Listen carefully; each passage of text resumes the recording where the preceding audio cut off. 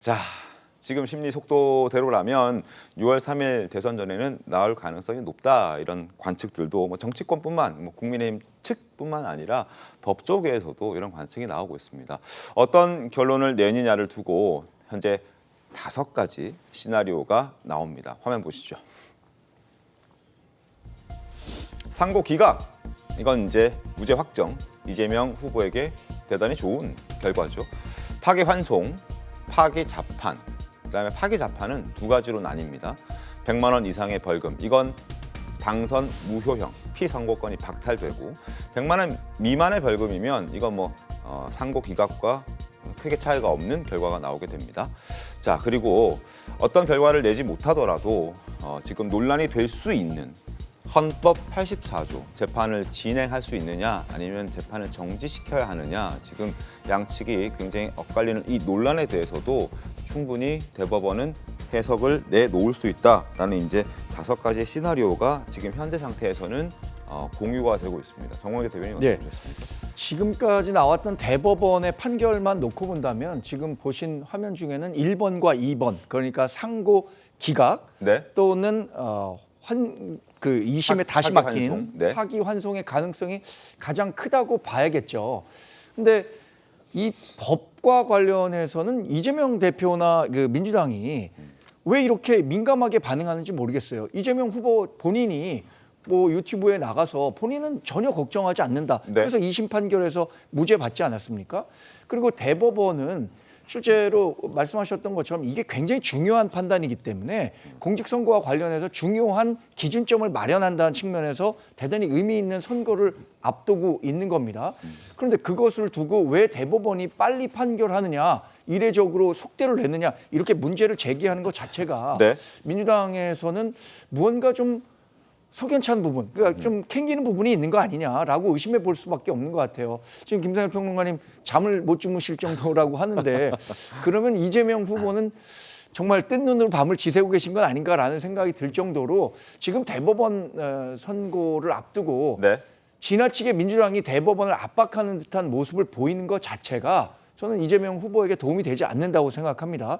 민주당이 대법원에 대해서 이런저런 토를 다는 것 역시 사법부는 사법부의 시계대로 가는 건데 그 부분에 대해서 지나친 문제 제기는 결국에는 이재명 후보에 대한 2심 판결에 대해서도 민주당 스스로도 이게 우리한테 너무 유리하게 나왔었던 건 아닌가라는 의심을 하고 있는 건 아닌가라는 또 의심을 국민들로부터 살 수 있는 거예요. 알겠습니다. 자, 앞서 대법원 판결 5가지 시나리오를 보여드렸었는데 국민의힘 주진우 의원은 대법원이 파기 자판해야 된다, 스스로 결정해야 된다. 지금 파기 환송하면 또 시간이 걸리니까 어차피 유죄 취지라면 이건 파기 자판해서 결론을 빠르게 일찌감치 내려줘야 된다라고 주장을 하고 있습니다. 목소리 들어보겠습니다. 이재명 대표가 권력자라서 특별 대우해 주는 것입니까? 대법원은 이 사건처럼 증거가 충분할 때는 파기 자판도 할 수 있습니다.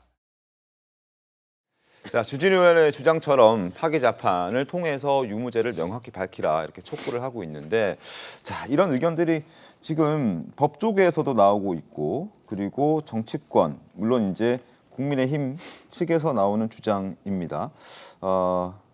환송시키지 말고 자판하라라고 얘기하면서 빨리 결정을 내려주는 게 좋겠다라는 그런 의견들을 지금 내놓고 있습니다. 지금 제 옆에서 조윤선 변호사님 고개를 절레절레 흔드시는데 어떤 의견이십니까?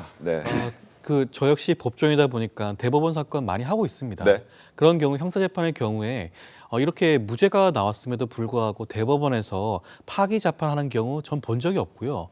과거 자료를 뒤져본다고 하더라도 아마 최근 22년 새에 없다라는 것이 좀 보도상으로 보면 나와 있을 정도죠. 그렇다고 한다면 항소심 단계에서 이미 양형 심사를 하지 않았습니다.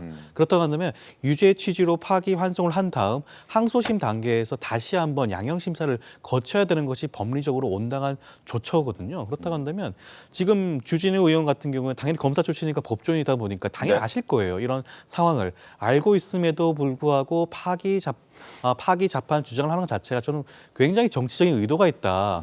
오히려 파기 자판을 법원에 강권하고 있는 게 아닌가 생각이 드는데요. 그러지 말고 만약에 대법원이 어떠한 판단을 내리든 지금까지 했던 그런 법적인 절차대로 한다면 지금 당장 여기 상고 기각을 내리든 아니면 파기 환송을 하든 두 가지 중에 하나의 선택지밖에 없다라는 말씀을 드리고 싶습니다. 송국 본부장님 어떻습니까? 아니 그러니까 사례가 드물다고 해서 이것을 그냥 그 사례에 따라서 해야 된다는 것은 지금 이 앞으로 닥칠 상황이 너무 엄중하다고 저는 생각을 하거든요. 이 상태로 그냥 그대로 그 선거를 넘겨버리면은 대혼란이 일어나고 이것뿐이 아니지 않습니까? 이것뿐이 네. 아니고 네 건의 재판이 더 있어요. 그렇죠. 네 건의 재판이 더 있는데 그 중에서 가장 우선적으로 처리할 수 있는 것이 이것이고 이것이 이제 혼란을 방지할 수 있는 건데 가령 예를 들어서 그 검찰의 상고를 기각을 한다. 그러면 그냥 이제 없어지는 거죠. 없어지는 건데 그 예를 들어서 12명의 대법관들이 어떤 표결을 해가지고 유죄 취지 파기환송을 하게 되면 여전히 혼란이 남습니다. 네. 왜냐하면은 그때까지는 피선거권이 완전히 박탈되지는 않아요. 네. 그런데 후보를 나설 수가 있어요. 네. 나설 수가 있지만은 유죄 취지로 파기환송됐다면은 그것은 유죄로 확정될 가능성이 상당히 거의 100% 가깝지 않습니까? 그렇게 되면은 엄청난 그 시한폭탄을 안고 만약에 이재명 후보가 당선이 되면은 새 네. 정부가 출범하게 되는 것이죠. 그렇다면은 좀 사례는 없다고 하지만 이 국민적인 어떤 불안감 아니면 대혼란을 방지하기 위해서는 파기자판을 해서 네. 파기자판에서 만약에 지금 징역 1년 1심에서 징역 1년 집행유예 2년이지만 벌금 100만 원 이하로 하면 벌금 80만 원 정도 하면은 또 그대로 또 그 피선거권이 살아나 있잖아요. 유지가 되는 거죠. 예, 유지가 되니까는 네. 그것을 한번 저는 대법원에 맡겨보는 것도 좋은 방법이라고 봅니다. 혼란을 방지하기 위해서. 혼란 방지하기 위해서. 저는 좀 이견이 있는데요.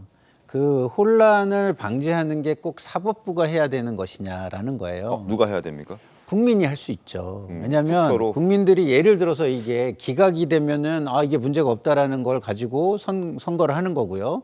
그다음에 파기환송이 되면 유죄라는 걸 인식하고서 선거에 임하게 되는 거예요. 단 이런 거죠.